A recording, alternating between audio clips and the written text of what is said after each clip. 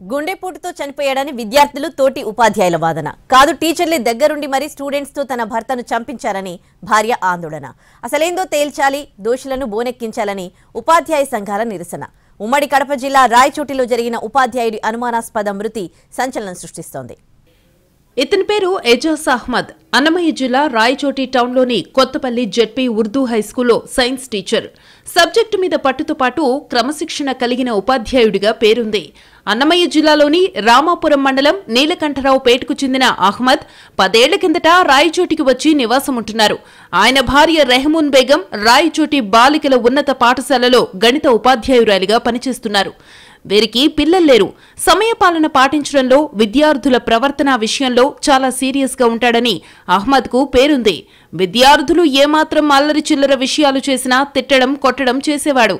ఏం జరిగిందో ఏమో కానీ పాఠశాలలోనే కుప్పకూలిపోయాడు. ఆస్పత్రికి తీసుకెళ్లినా లాభం లేకుండా పోయింది. అప్పటికే ఆయన చనిపోయాడని వైద్యులు తెలిపారు. ఉపాధ్యాయుడి అనుమానాస్పద మృతి స్థానికంగా ఒక్కసారిగా కలకలం రేపింది. ఉపాధ్యాయుడి మరణంపై కుటుంబ సభ్యులు పెద్ద ఎత్తున ఆందోళనకు దిగారు. ఆయన మృతిపై తమకు అనుమానాలున్నాయని చెప్పారు.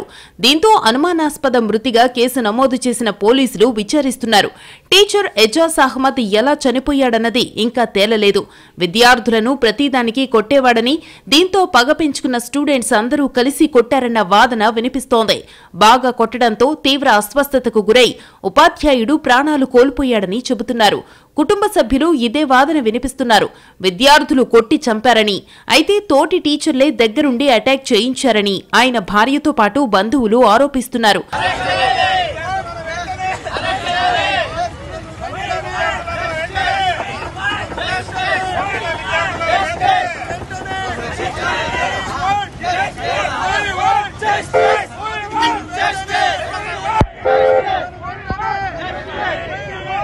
తన భర్త పట్ల ఈర్ష్య, ద్వేషాలు పెంచుకున్న టీచర్లు కొందరు స్టూడెంట్స్ ను రెచ్చగొట్టి దాడి చేయించారని చెబుతున్నారు. తమకు న్యాయం చెయ్యాలని ఆందోళనకు దిగారు.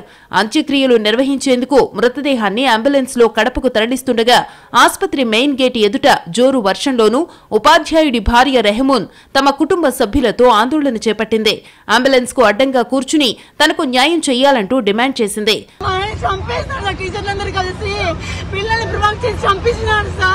కానీ వాళ్ళ పేర్లు బయటకు రావడం లేదు సార్. వాళ్ళు ఒక పిల్ల మాత్రం బయటకు చెప్తాంటే ఆ పిల్లను బెదిరించి కూర్చోబెట్టినారంట సార్ లోపల. ఇంకొకసారి నువ్వు కొట్టిపోరని చూసుకుంటా అని చెప్పినాడంట సార్. ఇలా టీచర్లు చంపేస్తున్నారు సార్. కానీ వాళ్ళని కాపాడే ప్రయత్నం చేస్తున్నారు సార్. టీచర్ అందరిని కాపాడుతున్నారు సార్. టీచర్లను శిక్షించండి సార్, ప్లీజ్ సార్. ఏం కోరుకుంటారమ్మా మీరు? నేను వాళ్ళకి ఖచ్చితంగా అరెస్ట్ కావాలి, తగిన సస్పెండ్ చేయాలి వాళ్ళని. వాళ్ళు మాత్రం ఎట్టి పరిస్థితిలో ఉండకూడదు. దయచేసి నా భర్తను న్యాయం చేయండి సార్. ఇంతవరకు ఒక్కరు ఆ స్కూల్లో చూడడానికి రాలేదు సార్. నా భర్తకి నా భర్తను అన్యాయంగా చంపిస్తారు సార్. ఈర్ష వల్ల, కక్ష వల్ల చంపిస్తారు సార్. వాళ్ళు చంపిస్తారు సార్. వాళ్ళు అలా చేస్తారు సార్. స్కూల్లో తన భర్తకు మంచి పేరుందని, అసూయ ద్వేషాలతోనే తన భర్తను హత్య చేయించారని మృతుడి భార్య కన్నీరు మున్నీరవుతోంది. కొట్టండి, నేను చూసుకుంటానని టీచర్లు ప్రోత్సహించడం వల్లనే తన భర్తపై విద్యార్థులు దాడి చేసి అన్యాయంగా చంపేశారంటూ ఆరోపించింది. ఇలాంటి టీచర్లకు కఠిన శిక్ష వేయాలంటూ డిమాండ్ చేసింది. అయితే స్కూల్ సిబ్బంది వాదన మరోలా ఉంది. ఆయన గుండెపోటుతో ఒక్కసారిగా కుప్పకూలిపోయారని చెబుతున్నారు. ఎవరూ దాడి చెయ్యలేదని వాదిస్తున్నారు. టీచర్ అనుమానాస్పద మృతితో జిల్లాలోని ఉపాధ్యాయ వర్గం ఉలిక్కిపడింది. ఆయనపై విద్యార్థులు దాడి చేయడంతోనే అస్వస్థతకు గురై మృతి చెందారనే వార్త జిల్లా వ్యాప్తంగా వ్యాపించింది. ఈ ఘటనపై రాయచోటి విద్యాశాఖ అధికారులు విచారణ చేపట్టారు. పోలీసులు సైతం విచారణ వేగం పెంచారు.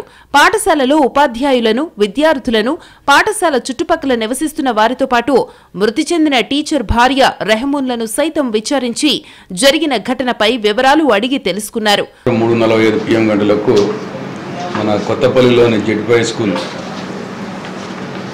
ఉర్దూ మీడియం సంబంధించి అక్కడ ఫిజిక్స్ టీచర్గా పనిచేస్తున్న ఎజాజ్ అహ్మద్ గారు చనిపోయాడని చెప్పి అతని భార్య షేక్ రుహమాన్కి అతని యొక్క కో టీచర్స్ ఫోన్ చేసి చెప్పడంతో ఆమె హడావుడిగా కేర్ హాస్పిటల్లో అతను చేర్పించడానికి తెలిసి అక్కడికి రావడము, తర్వాత డాక్టర్స్ పరీక్ష చేసి అతను చనిపోయాడని చెప్తే అతని డెడ్ బాడీని మళ్ళా వాళ్ళు ఇంటికి తీసుకుపోవడం జరిగింది.